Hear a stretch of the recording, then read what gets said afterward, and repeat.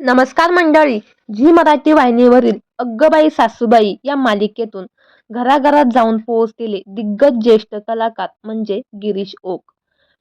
भारदस्त आवाज, डॅशिंग व्यक्तिमत्व आणि अभिनयात आपलेपणा यामुळे गिरीश ओक यांनी चाहत्यांच्या मनात एक वेगळी जागा निर्माण केली आहे.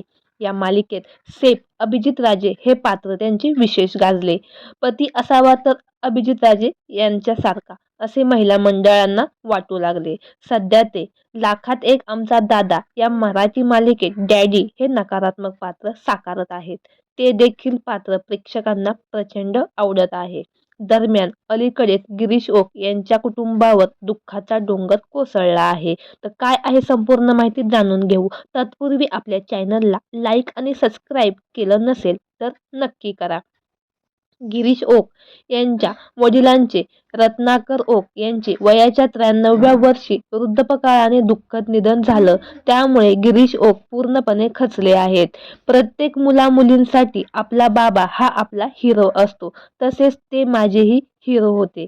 माझ्यात ज्या काही थोड्याफार बऱ्या सवयी गोष्टी आहेत त्या त्यांच्यामुळेच. गिरीश ओक यांचे वडील इलेक्ट्रिकल इंजिनियर होते आणि महाराष्ट्र राज्य विद्युत मंडळात चीफ इंजिनियर या पदावर ते काम करत होते. त्यांनी त्यांच्या हयात कधीही भ्रष्टाचार केला नाही. त्यांना मराठीसह अनेक भाषा अवगत होत्या.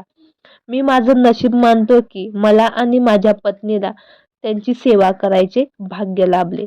तर मंडळी, आपल्या सफर ताऱ्यांची या चॅनेलद्वारे रत्नाकर ओक यांना भावपूर्ण श्रद्धांजली. धन्यवाद.